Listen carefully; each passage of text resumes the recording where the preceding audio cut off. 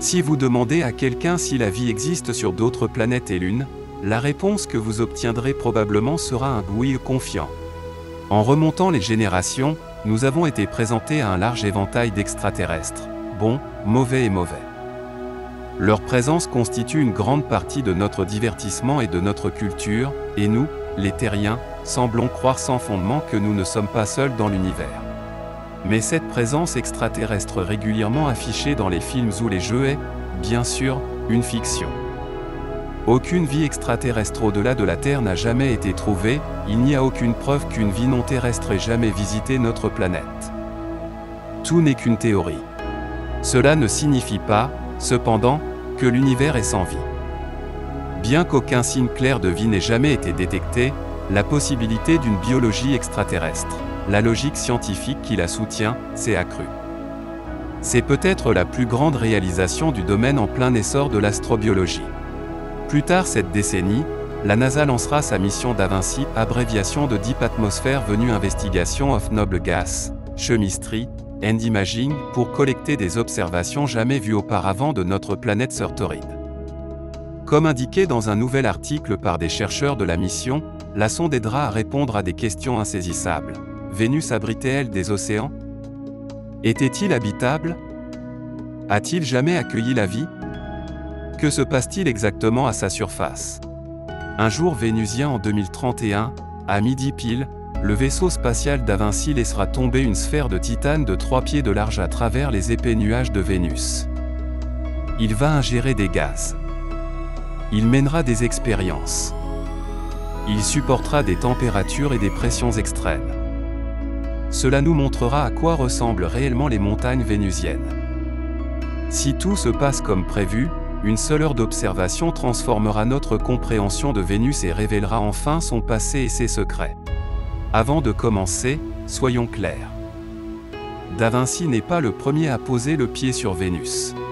Le premier vaisseau spatial à poser des pieds mécaniques sur Vénus était en fait dans les années 1960 et 1970, les sondes Venera de l'ex-Union soviétique. Ils ont plongé dans l'atmosphère éprouvante de la planète, une poignée renvoyant même des données depuis sa surface rocheuse. En décembre 1970, par exemple, l'atterrisseur Venera 8 a transmis des données atmosphériques pendant plus de 50 minutes après son atterrissage turbulent. Ces premières missions ont fourni une leçon importante, Vénus est comme une énorme cocotte minute.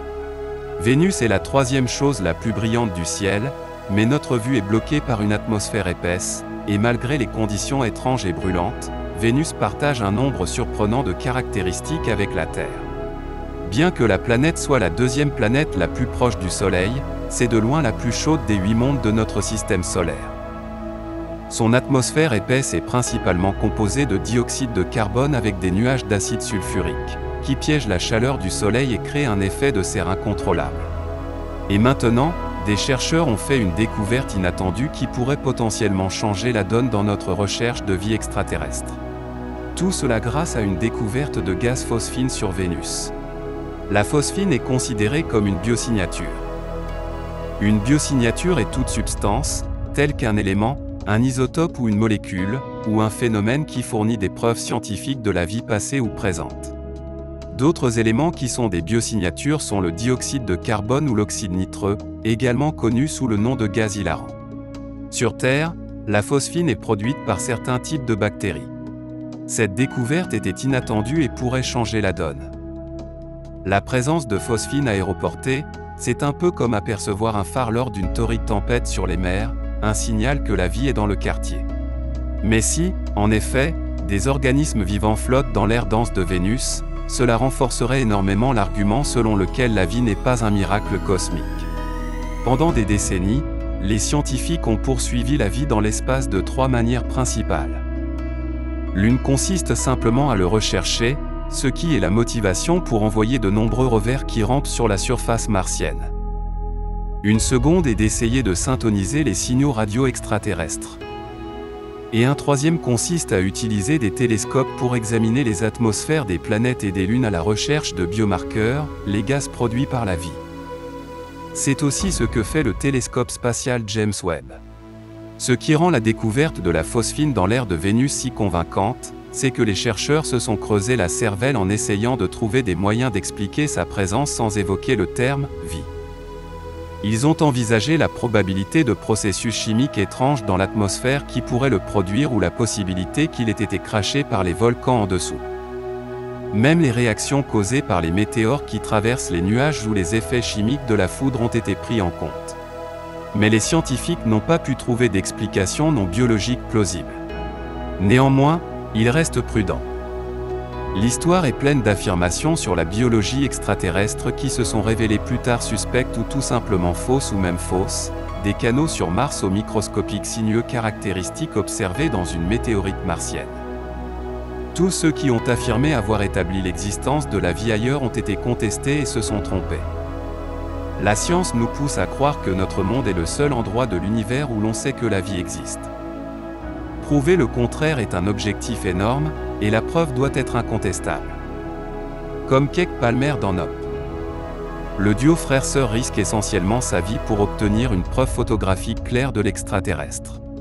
Mais la vie vénusienne pourrait-elle même exister dans des conditions aussi infernales?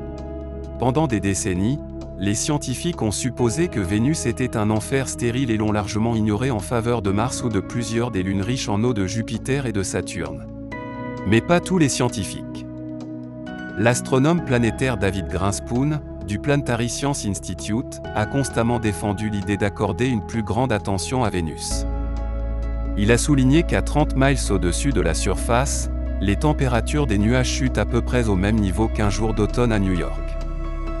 L'idée que certains microbes pourraient flotter dans ces nuages extraordinairement denses et tempérés n'est donc pas si scandaleuse.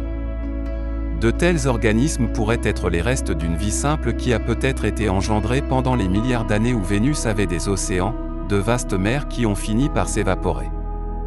Ou ils seraient les survivants microscopiques d'un monde qui brûlait lentement. Mais nous ne pouvons pas encore exclure le résultat le plus dramatique, la possibilité que, enfin, nous ayons prouvé que nous avons de la compagnie dans le cosmos. Oui, ils sont microscopiques et vivent une existence incompréhensiblement ennuyeuse. Mais contrairement à tout ce que nous avons encore trouvé dans les cieux, ils sont vivants. De nombreuses simulations de l'évolution de Vénus ont prédit qu'elle aurait un océan pendant environ 2 ou 3 milliards d'années. C'est beaucoup de temps pour que la vie potentielle évolue. Dans le cosmos plus profond, d'autres exovénus pourraient abriter des environnements similaires. À travers tout le chaos, un message reste clair. Nous devons connaître notre Vénus.